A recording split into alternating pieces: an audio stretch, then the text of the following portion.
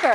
So I thought that it would be really helpful to have each of them introduce themselves, just give a little bit about their background, what they studied, and what they're doing now to set the stage. So who wants to start? Cody? I'll start. Yeah, I'm Cody. I studied symbolic systems. I'm Cody. I studied symbolic systems here. I graduated in June, and now I work as head of creative at Striver Labs, which is a performance training virtual reality startup that came out of research here at Stanford. Hi, my name is Elaine Chung. I did my undergrad here at Stanford in biological sciences, and then I did my co-term in MSNE. And as Tina mentioned, I was a Mayfield Fellows program as well. I'm at a company called Grail, and what we're trying to do is analyze circulating nucleic acid in the blood in order to try to be able to detect cancer early.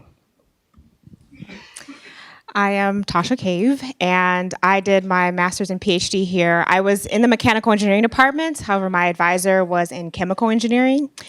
And while I was here, I participated in the Excel Scholars Program. I also did Ignite, the summer program in the GSB.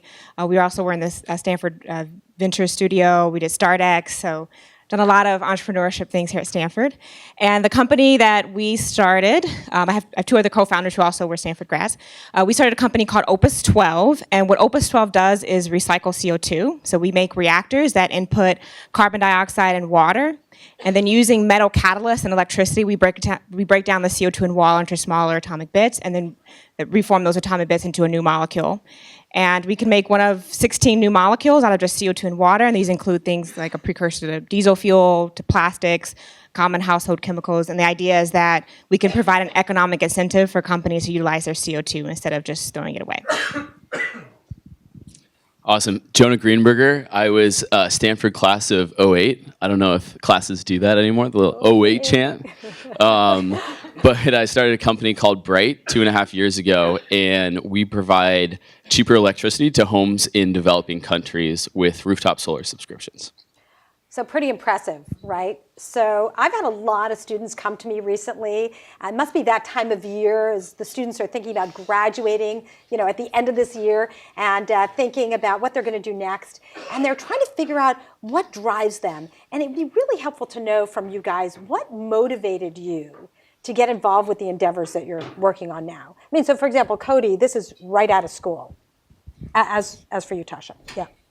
Yeah, for me, I really found myself in a place where there was a identifiable use case for the virtual reality industry. I happened to be studying VR at a time where it was exploding, so a little bit before what we see now. And another student here at Stanford came to me and had this really great idea, which was the first time that I thought there was an actual real quality use case for VR. And this was kind of before the explosion in the industry. So what motivated me was just being excited about a use case that I thought was a tremendous application. Great. And Tasha, you also started right after school. Yeah, and actually, we started a little bit before I graduated. We were working in our free time, before I finished to figure out what we're going to do for the company, how we're going to make this economically viable. And for me, it really just was, I was doing this research here. I loved it. It gave me a huge sense of purpose, and I really want to see if it could work in the real world. So my other co-founder, Kendra, we did our PhD together. We were in the same lab. We just started writing down ideas of how we could actually scale up the technology. Because my PhD was mostly focused on the basic science side, so we wrote papers and we looked at things on a very fundamental level. And this is kind of the other side of that, of the applied side of like how do you make it cheaper and more cost effective, and how do you make the economics work? So really just stemmed from interest in like wanting to do the technology, not seeing anyone in the Bay Area or on this side of the country that had worked in this area. And so we thought, well, if not us, then who? Why don't we just see if we can make this work? So that was 2.5 years ago.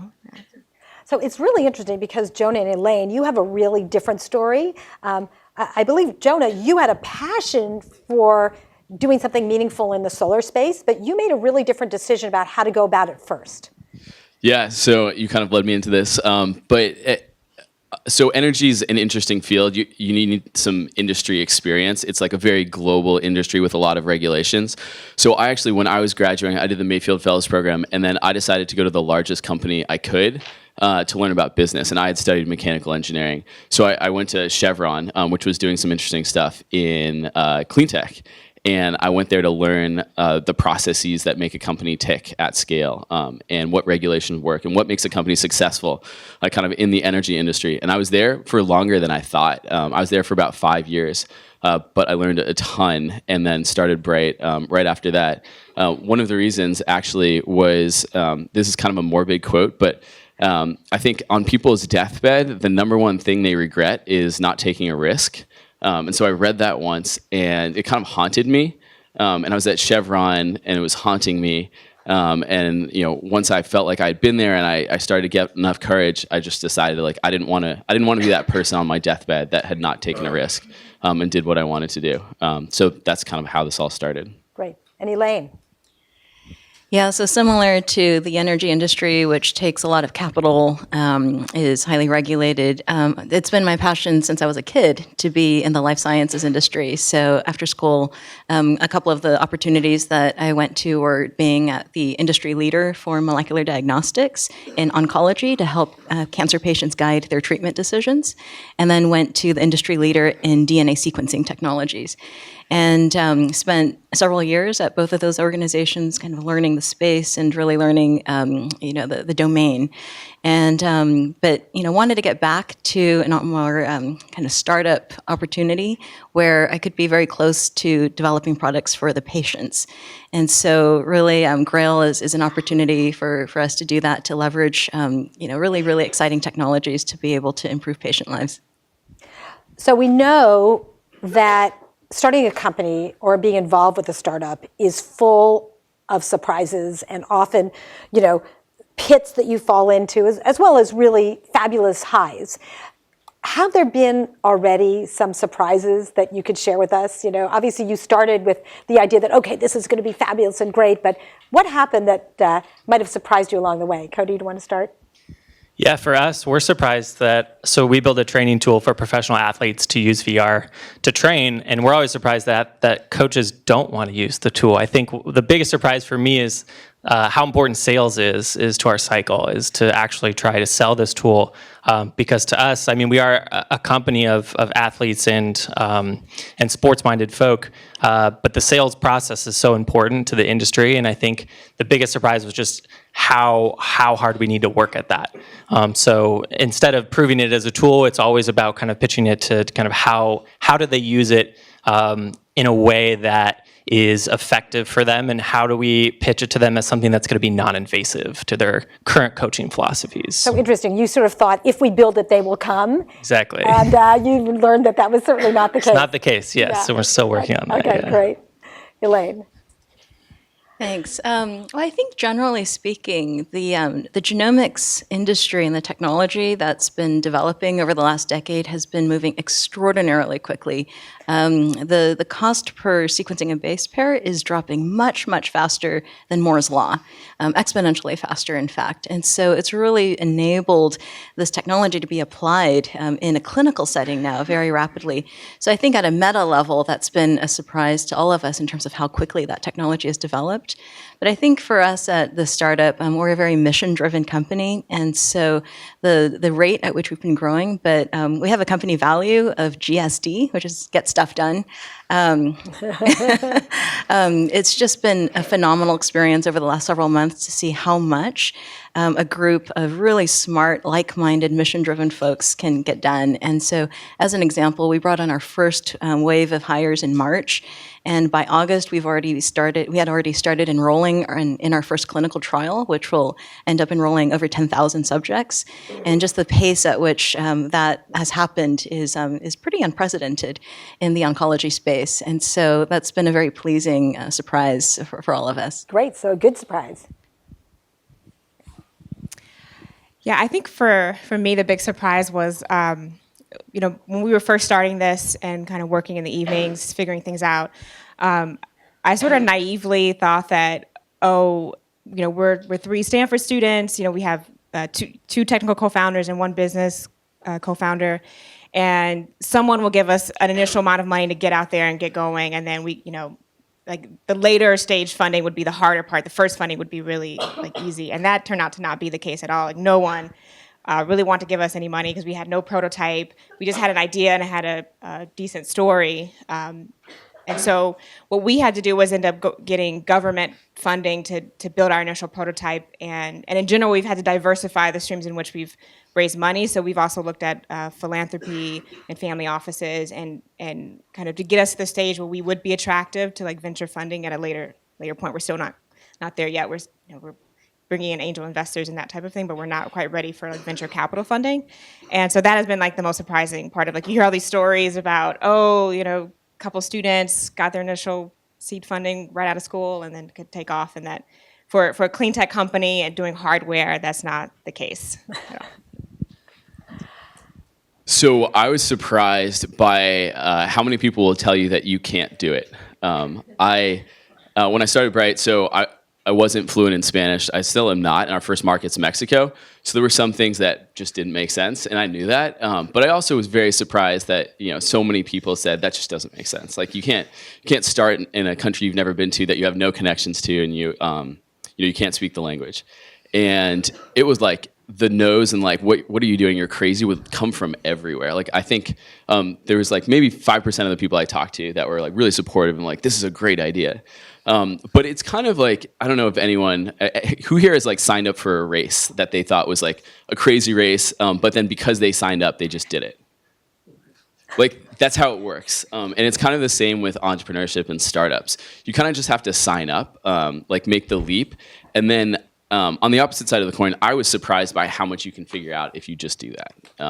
I flew to Mexico for the first time when I was starting Bright, and the power of the Stanford network, I reached out to Stanford alumni in Mexico, and someone I had never met, I ended up staying with, and my flight was late, so I ended up getting there at midnight. He was asleep. It was a very awkward interaction when I was blowing up the air mattress to sleep on his floor, and that's like, it's a crazy start, but like that was my first connection in Mexico, and then it just grew from there. And yeah, it was crazy and it didn't make any sense, but kind of signing up for it is like the most important step that you can take, and you'll test your limits, but you will succeed far more than you think you're capable of, and it'll only happen if you sign up.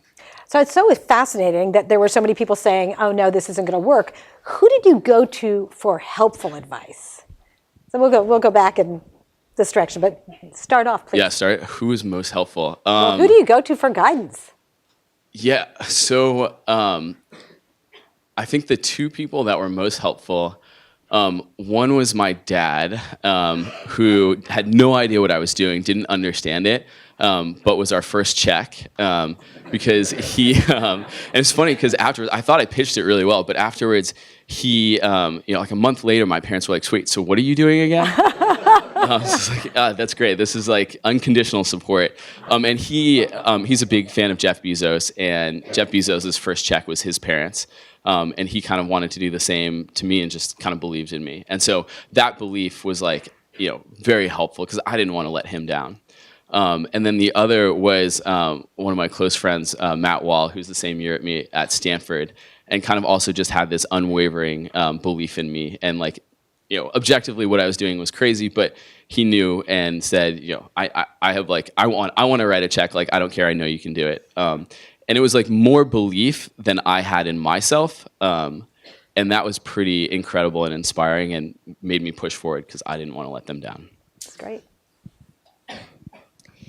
Yeah, I've definitely found mentors and allies in various places. So I would say the first mentor we had was Brian Bartholomew, who's here in the Tomcat Center. So Tomcat was actually our first grant that we got in, and Tomcat gives grants to Stanford students and professors to transfer technology out of the lab.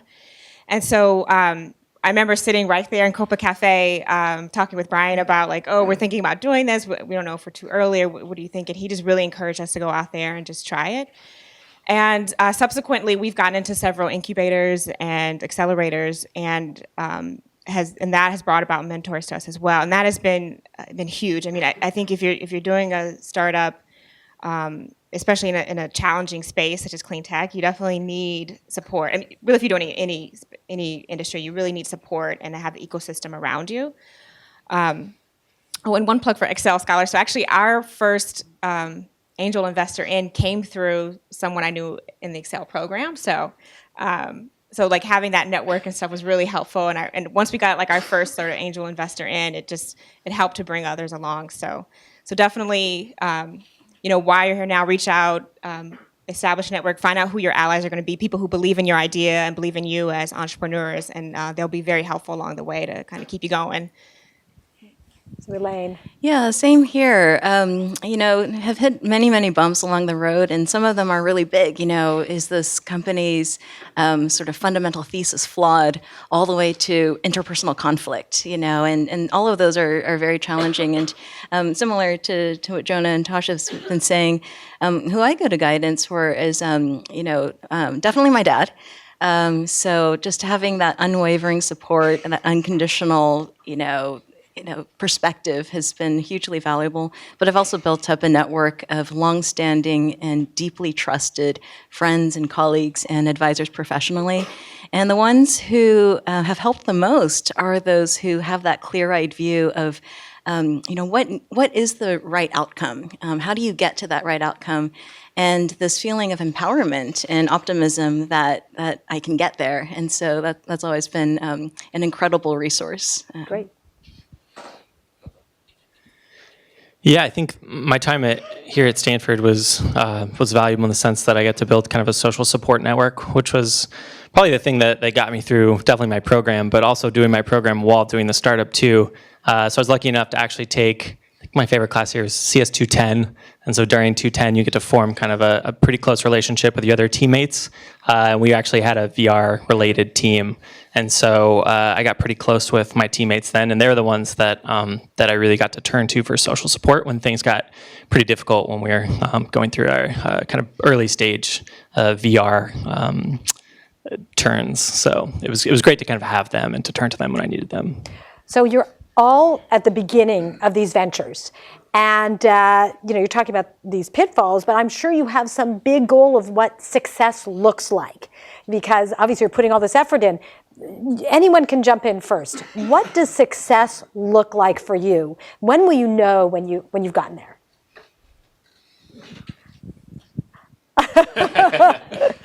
I would answer it a little bit differently. Like, I don't think the journey is so hard, to be honest, that you can't just be looking for one moment in time where you say, like, I've done it, I'm successful. I think a lot of CEOs will tell you, like, the moment they IPO, that's when they think they really feel it. And I think that's true. I think it's a great moment, but then it's done, and then, like, what's next? So I think, like, really to get through all of the hard times, because it will be very hard, you have to enjoy, like, every moment of it, every day, and all of the struggles. And you have to want that after you, like, believe in what you're doing and enjoy the process. And so I'd say, like, yeah, there are very hard times, but every day I'd say, like, you want to make sure you're successful that day, and that's what will push you forward. And I wouldn't try to, like, look for one moment in time and just aspire to that, because that may not get you through all of the really tough times. So what was your goal today? My goal today is to inspire lots of Stanford students to go out there and start awesome companies and not worry about how many people tell you that you can't do it. But just, if you want to do it, go for it. And what you end up doing will probably be very different than what you started doing. But that's fine, and that's important, and that's how it should be. So who else wants to jump in? I think for us, success is very clear. What we're really trying to do is change the paradigm for how cancer is detected. So through that journey, we are building, actually, we've already built what will be the largest sequencing facility in the world by the amount of throughput. We're putting together the largest clinical trials that have ever been conducted in the history of medicine, and building an incredible team with disparate skill sets that have not come together very frequently before. And what we're trying to do is really, find cancer early when it's cured. When you can find cancer early in the stage 1 or 2 phase of the disease, it's possible to cure it by surgery and radiation. Most cancers are detected late stage, so at that point, it's typically palliative, and it's really not curable. And so what we're trying to do is entirely shift the paradigm of how cancer is screened for. And so you can imagine going eventually to your annual checkup and having a tube of blood drawn, and through an analysis of that blood, be able to tell, do you have cancer, yes or no, and if so, where is it in the body? Is it at a point in time when it can be locally treated? Yeah, so I would say at Opus 12, we seek to make CO2 great again. We define this as bigly. We are going to build a company. It's going to be the greatest company you've ever seen. No, for me, the ultimate success is actually 10% reduction in greenhouse gases globally by 2030. That's kind of my big vision. Clearly there's like smaller goals in between there. We need to prove out our technology. We have to de-risk it. We need to show that we can run stably for 1,000 hours, then 5,000 hours. We need to prove out the market. We have an initial market that we're going after, which is a smaller market where we're producing chemicals for small chemical manufacturers. And then we have our larger market where we want to produce cost-competitive CO2 neutral fuels. So we have many goals along the way, but what keeps me going and what I'm in this for is to make the ultimate impact of making a dent in the amount of CO2 that's in the atmosphere. There might be more more profitable opportunities in kind of smaller markets, but for me, what drives me is impact. I really want to build this company to make an impact on climate change. So that's how we set our goals.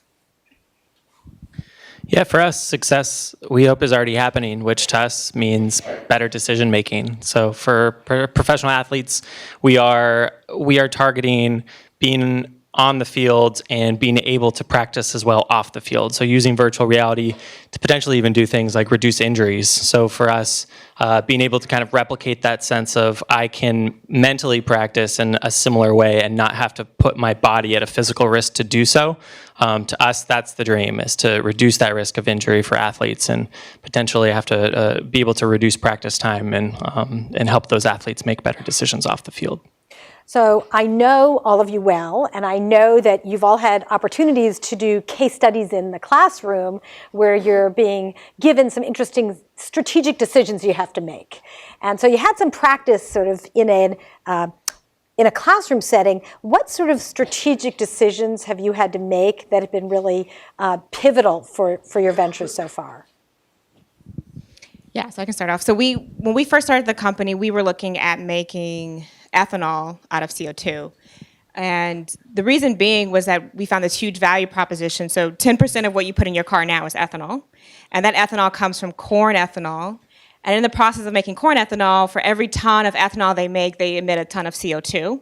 So we could take their CO2 and make more ethanol and increase the yield by 50%. It's a fuel, so we can make this huge impact. And so we went down this road of making ethanol and making it, refining our process where we can make it cost competitively. And then a few things happened. Well, one, the oil and gas prices dropped, and so it became harder and harder for us to be cost competitive in that market. And also, it's a really huge market, and for us to kind of prove out our technology, we'd have to be at a really large scale. So we ended up changing our first product, and now we make carbon monoxide for a small chemical manufacturer to use CO. And there's a non-trivial number of small chemical manufacturers who need carbon monoxide in their processes, pharmaceuticals, for example. And that market is much smaller. We can produce smaller reactors, so we can show our technology works in this small market. We can also be extremely cost competitive. We have like a 10x cost advantage in this market for making on-site carbon monoxide for these customers. And it ended up allowing us to not have to wait until we could be at this massive scale in order to prove our technology. And it ended up being a really great decision. We were able to get a lot more buy-in from sort of angel investors and other people who were looking at our company. They saw that, okay, we could bring in revenue pretty early while we're testing the technology, and then we could use some of that revenue to get to our larger goal. So it was a really nice decision for us. At least it has been at the moment. We'll see how it pans out. Great. I think the most strategic decision I made was who to partner with on the company. I started it without a partner and had never been to Mexico. And so I was like, I needed to be very introspective and look at what was I good at, what was I not good at. I clearly didn't have a lot of domain expertise in Mexico, didn't know how to navigate the local landscape, so I knew I needed someone in country to co-found the company with, but I'd never worked I wasn't in a class with someone who had I worked closely with, and that was a great fit. And so I worked for like 9 months with a couple of different folks and just saw how it worked out. And some of you may know that co-founder breakups are the number one reason startups fail. So this is a huge decision. I made the wrong decision at first and then ended up firing a co-founder, although we didn't make it official, and like that step of messy stuff definitely happens. But since then, the person we did bring on as a co-founder, Pablo Castellanos, has been incredible, and like the only reason we've gotten this far. Everything kind of comes from your team, especially your early team. So that was by far the most strategic decision, and I didn't make it right away. I just needed more information and kept playing forward. Great. Our biggest strategic decision was from the beginning to decide what types of athletes we wanted to work with. So for us, this was research that we started with the Stanford Cardinal here with the football team. So we worked with David Shaw and Kevin Hogan, and for us, we wanted to decide, do we go to a higher level first, or do we start lower? So do we start with high school athletes first, or do we start at the NFL level? And which direction do we go from there? Do we work from the bottom up or go from the top down? And for us, we luckily landed the Dallas Cowboys as our first client, and that kind of decided which direction we were going to go. So we started with the NFL first, and we're working our way down to high school now. Great. In many ways, the formation of Grail, my company, is the solution to a strategic problem that arose, and let me explain why. So Grail was spun out of a company called Illumina, which is the industry leader of nucleic acid sequencing technologies. And the strategic problem that needed to be solved for is that when you are a large, profitable, platform-based company, and your technology is rapidly becoming commoditized because what you're doing, you're so good at what you're doing, then the question shifts to how do you participate further down the value chain? How do you develop applications for that technology? And oftentimes, it's very, very challenging for technology companies to be able to do that. It means a different type of investment and commitment. It means a different kind of mindset. It's a different culture. It's a different skill set to be able to do that. And so at Illumina, it really grapples with the strategic question of how do we continue to drive the engineering revs on our technology, but also be able to participate in the amplification and the ubiquitous adoption of this technology in higher value applications. And so ultimately, the decision was to create something like Grail, where you spin it out as an independent entity and you give it the kind of talent and the kind of resources and the kind of commitment and attention that it needs to be able to be successful. If you try to do that within a large, profitable company that's looking at its EPS, the company becomes schizophrenic almost, and so it can't be solved for. So in many ways, our startup is a solution to a strategic problem that arose out of the parent company. So Elaine, you mentioned you needed the appropriate culture to drive this type of technology. I'd love to hear from all of you about whether you think about building the culture at your organizations, what kind of culture you want to build, and what you might be doing to reinforce that. Do you want to start? Sure.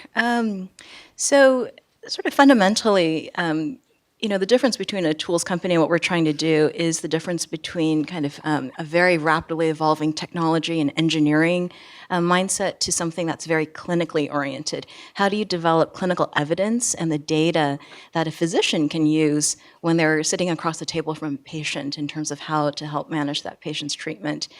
So that's a very different starting point already culturally.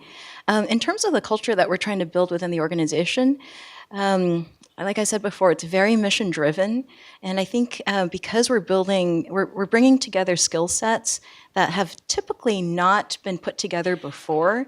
Communication and transparency, conveying that mission is absolutely essential for breaking down the silos, and I think it's a constant effort. I mean, that's actually one surprise is how hard it is to establish and maintain culture, because if you really want a tight weave within an organization and a culture that binds everyone together, those kinds of, it's a real challenge. So I hope we're, continuing to do that. Great.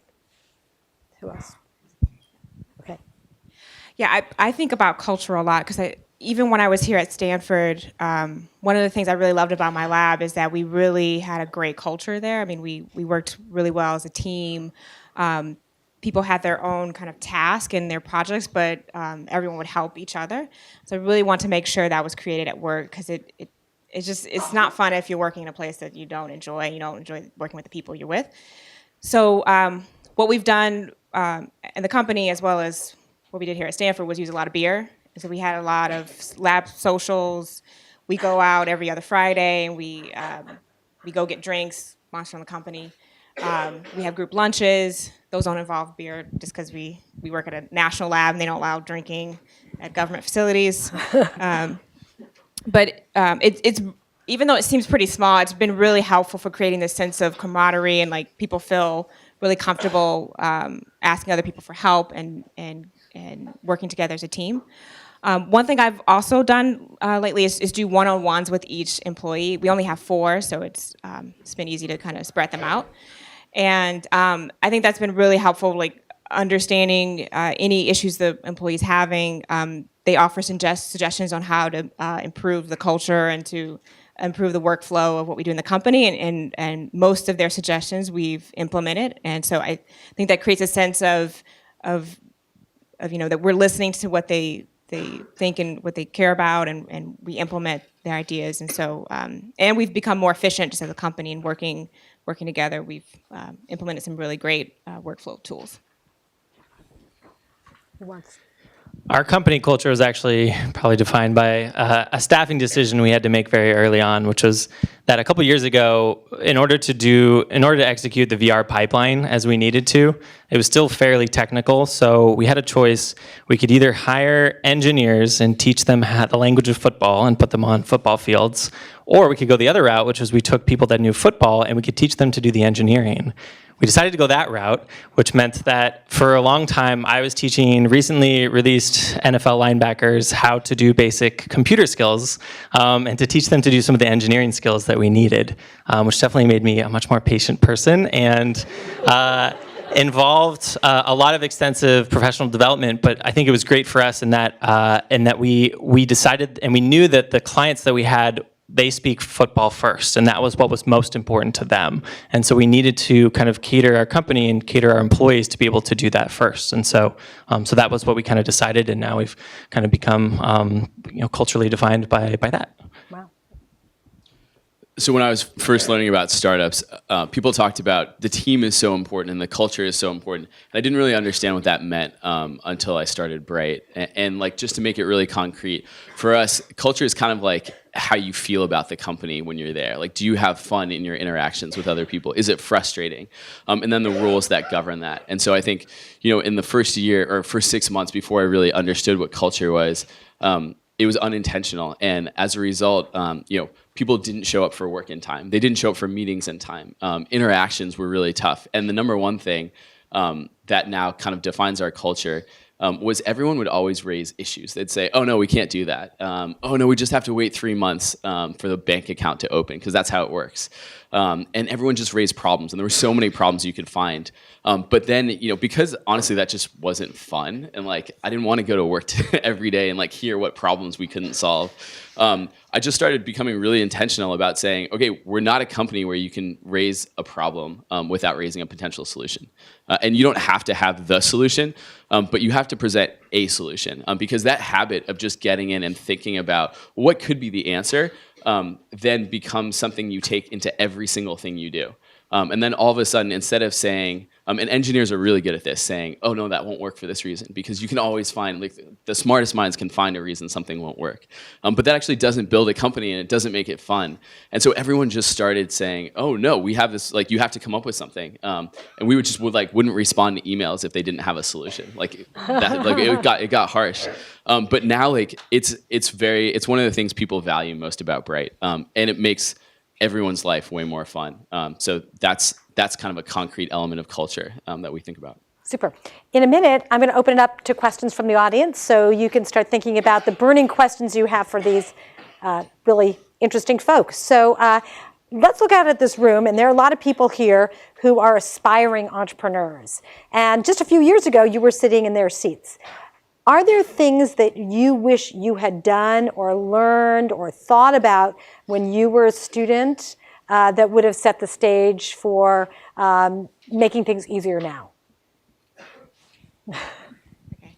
I can think of two. So, one, I wish that I had thought a lot more about how doing a startup would affect my personal finances. Because my family lives in Texas. So I don't have any family in the area, and I accrued a little bit of debt while I was in graduate school, and when we started the company, we didn't really have any money, and even when we got our first seed funding in, we needed to really pay ourselves a relatively modest salary in order to hire people to really get the company going. So it ended up being kind of a pretty high stress and burden to have to worry about my own sort of personal finances, and I ended up having just to really cut costs pretty drastically. Like, I even moved into my car for a few months to cut costs and like get ahead of my finances. So I wish I had sort of thought about that a couple years ago and had maybe saved more, or maybe did a job on the side or something to really kind of reduce the stress with that. Another thing that I've done that I wish I started earlier was follow minimalism principles. So I have minimized the stuff that I have. Anything that doesn't bring any value to my life or has a functional purpose, I try to get rid of it. I've also done and I feel this is kind of cliche in the Valley, but the sort of work uniform where, I have 14 of the same black shirts and I wear jeans to, the same outfit to work every day, so I don't have to think about what I'm going to wear when I go into work. I've also just tried to minimalize sort of the number of goals that I ascribe to in any given week or any given day, and even to like minimize my thoughts. Like when I'm in transit somewhere, instead of having these random kind of dialogues going in my head, I try to just focus on breathing and really appreciate the outdoors and the sights around me. And it has been huge in terms of reducing stress and increasing happiness. And just the idea that what you have and who you are is enough. I think it's been such a valuable kind of mantra to ascribe to, because I think so often, at least in my Facebook feed, you see kind of what everyone has and all these like great things, and it can be easy to kind of fall into that trap of always thinking you can buy something that'll make you happy, and just realizing that what you have is good enough, because that's all there is out there. Great. Yeah, I think when I graduated from Stanford, I went into a startup, and that was, then the whole dot-com boom sort of happened. And then I went to a couple of mid-sized companies, and then a very large publicly traded company, and then now it's all come full circle back into startup again. And I think through that path, one thing that I wish I had been more front of mind is think about entrepreneurism in a broad sense. So I don't think entrepreneurship is just to be found in startups. Looking for bootstrap and, very small opportunities. I think you can find entrepreneurism in a lot of different places. And I certainly found a lot of opportunity even in a very large company where you can carve out and identify opportunities to be entrepreneurial and to get a lot of progress made and things accomplished. It may not be as visible as, kind of being at a startup, but you also have the power of a lot of resources and different levers available within that environment. And I think that finding entrepreneurial opportunities, even within larger organizations, is something that is very valuable to large companies. And so I would, going back, I would think about the term entrepreneurism in a much broader way. Great. So I don't think you'll ever be surrounded by more smart, ambitious people and with less of a failure opportunity than you are at this point in time. If you try something now and fail, you're still in school. You still went to Stanford. You're not gonna starve. And as life goes on, it gets more complicated. It gets harder. The failure actually becomes more significant. And you're also surrounded. I mean, if you look around, you're surrounded by so many intelligent people that don't really understand that there's a ton of risks out there. And that optimism is exactly what you need when you're starting a company. You want crazy people that will say, "No, we can figure it out. We can do it," and that don't have 50 years of experience saying, oh no, that's really hard to do actually, or that won't work for this reason. And so, my advice and what I wish I did more of at Stanford was just go out and meet tons of smart people, see what makes them tick, find something that I find interesting, and then just go try to do something while I'm at Stanford. Again, failure is not terrible if you do it now, and it's still not terrible when you graduate. But think about the unique situation you're in right now. It is actually an incredible situation, and I remember thinking, "Oh, I need more experience. Like, I need to work for Chevron or another company for a bunch of years." And I did, and it was helpful, but that I didn't need to. I could have done much more while I was in school. And again, it's just like signing up for that race. That's the most important step. For me, I think the biggest thing that I learned out of going through a startup and going through the process is figuring out what support means to you, and if that's social support or personal support or whatever other type of support you need to turn to when things get really hard, is figuring out that early on so that it's not too late into kind of when you're deep into a problem and you haven't slept all week and you're trying to figure out this one issue, figuring out and looking into yourself to figure out what do I need, and if I do need to turn to someone else for support, then I know who are those people that I can turn to when I need it. Because then by the time you're there, then you can certainly kind of prepare yourself for that. Great, thank you. Those were all very thoughtful, thank you. So who has a burning question in the audience? In the middle here, and please speak up. Yeah. How important would you say is higher education, like MBA, PhD, to entrepreneurial success? Would you recommend an undergraduate to first pursue higher education or go right into trying to So I'm going to repeat the question. How important is having a higher degree beyond a bachelor's degree to get a master's or a PhD in order to pursue these opportunities? You'll probably get very different answers here. It depends on what you want to do, but one thing that may be useful in that decision is you can backfill a lot of expertise in a company once you get it started. So you can hire a bunch of PhDs or people who have had 50 years of experience. Zuckerberg didn't know everything there was about, I don't know, all sorts of things, but he hired some of the world's smartest people, and he just had to get the ball rolling. If you want to invent a new technology, then to get the ball rolling, you may have to have that expertise yourself. But I would frame it as, what do you need to get the ball rolling, such that you can either start to get some traction in a market, show that people want what you're building, show some early success, or raise some funding, such that you can then hire the next person. Because it's all about just getting to the next step. And you're not a one-man team. Like, you're going to hire people, and you're probably going to hire really good people. Tasha. Yeah, I would also say it depends on what you're in, but I would say that you do need, I think as a founder, it's very good to have domain expertise. The one good thing about computer science is that you can get kind of like the PhD equivalent knowledge at home before you even become an undergrad. I mean, you can learn a lot about computer science on the internet and like for free. So if you're not in computer science and you're doing more physical science, then to get the domain expertise, you kind of do need to be in a school. I mean, if you're going to do like nuclear physics, you can't really do that at home. You need to be in a lab somewhere. You don't? Maybe you can, but, so I think with the exception of maybe computer science and maybe some other fields too, where you can get domain expertise outside the school, then I would say start when you can. But if there's something that very specific that you need to get domain expertise in through school, then do it.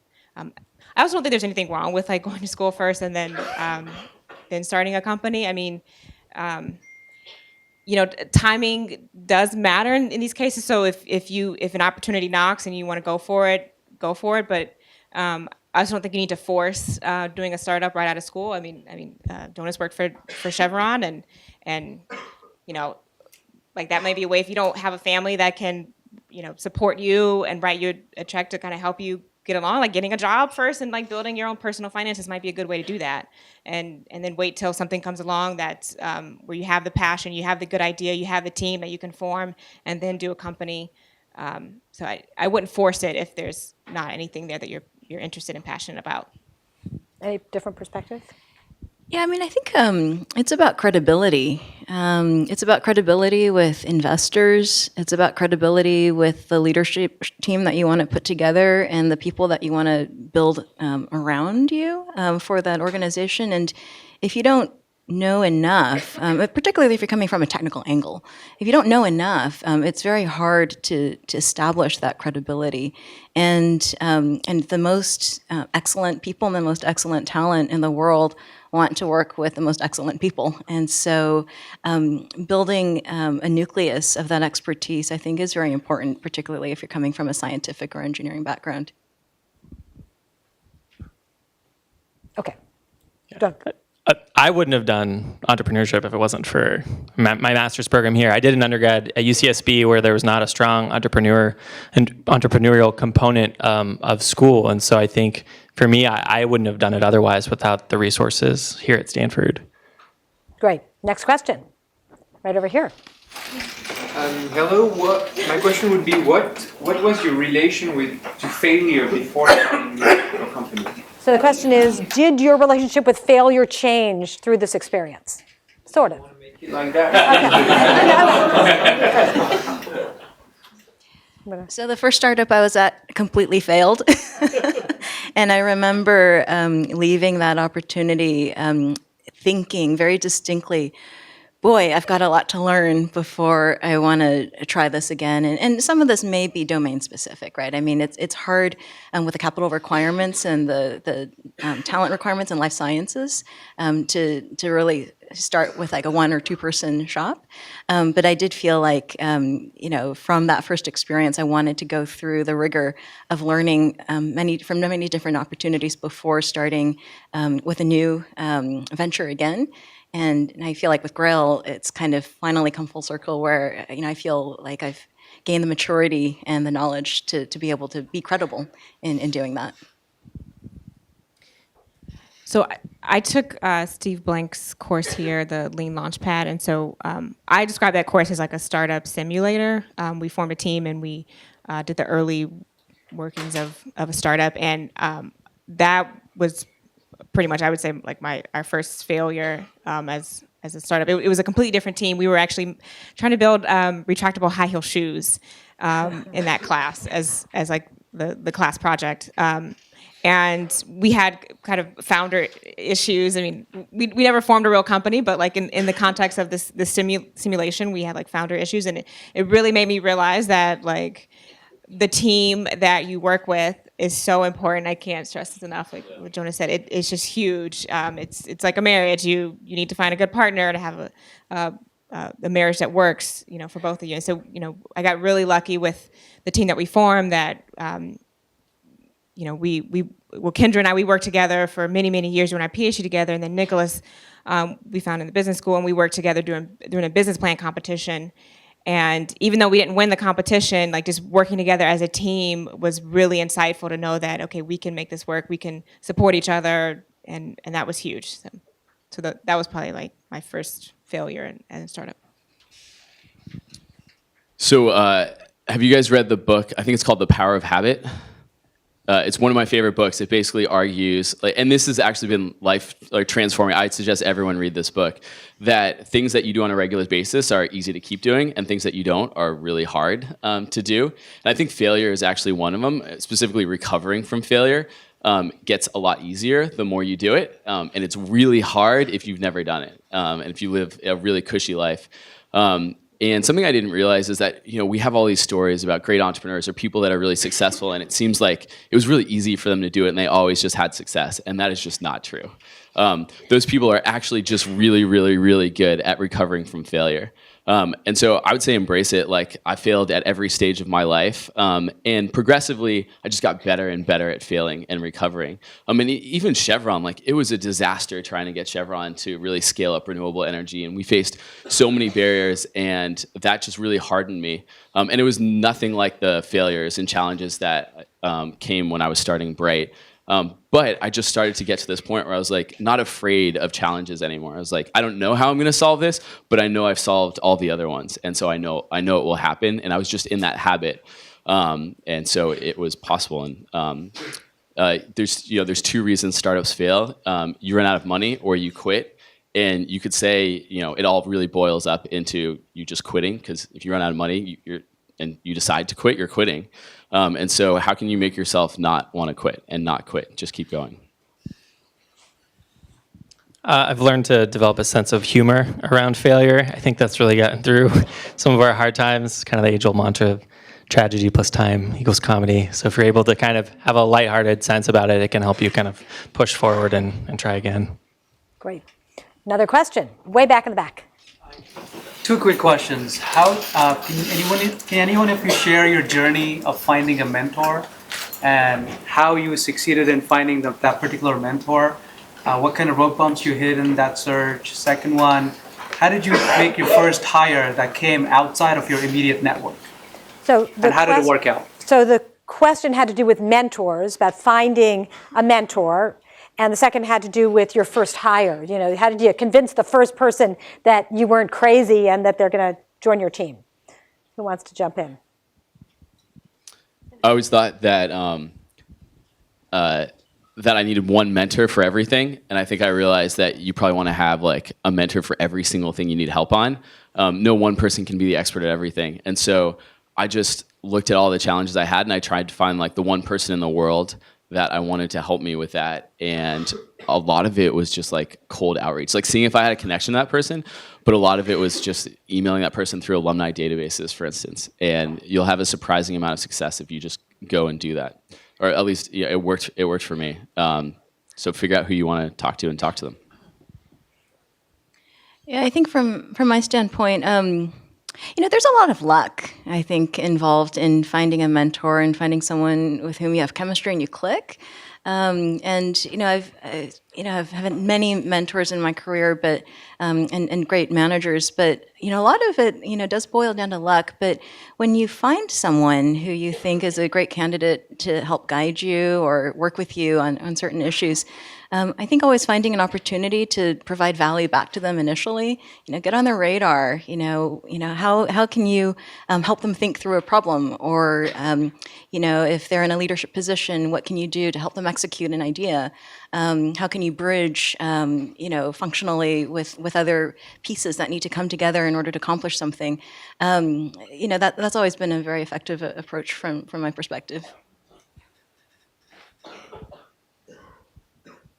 Yeah, I think similar to what Jonah said, that mentors come in many different ways and places, and you don't need just one. So for me, I've kind of collected them over the years, so people that I turn to for specific things, similar to kind of the social support that I was talking about, is you kind of find those that you can turn to, even if it's not something that's specific to their domain. It doesn't need to be specific to your industry or what project that you're working on, but if it's something that they can offer social support on, I think that's the important thing. So I've always thought about, who are those people kind of over the years that I can turn to for that, and that's kind of how I've approached it, as opposed to one specific person that I needed to find in a specific technical expertise.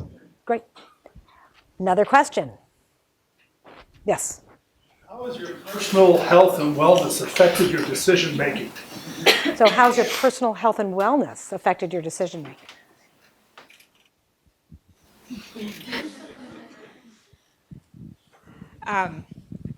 Well, yeah, I mean, for the most part, my health, I think, is pretty good. I don't know of any major kind of illnesses that I have at the moment, but I do think a lot about like work-life balances and like how to maintain, especially really good mental health, because it's I tend to be a little prone to like high stress and like anxiety sometimes.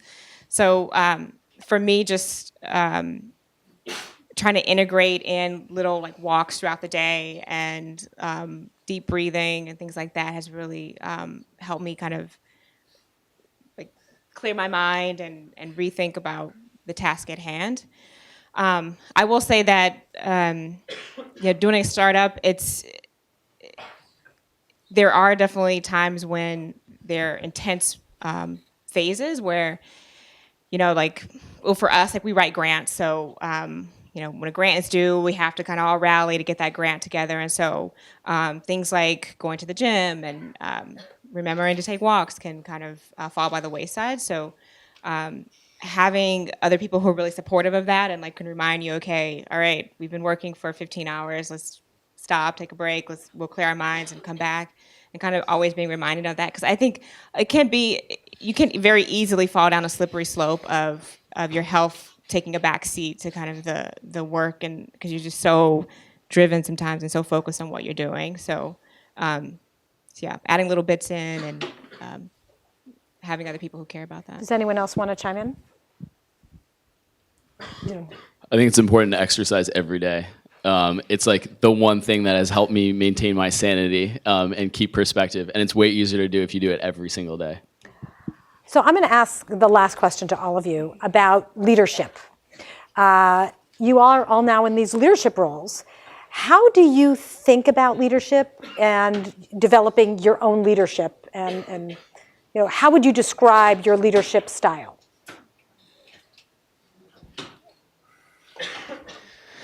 Yeah, leadership to me means taking responsibility for things that go wrong, of which we've had a few things go wrong, and so I think owning up to those things, and especially when you're leading a team, and the responsibility falls on multiple people for that, then that ultimately reflects on you. So being able to as a leader to accept those things and understand when you're running a startup that there are financial and other consequences that come out of that, of which are fairly large.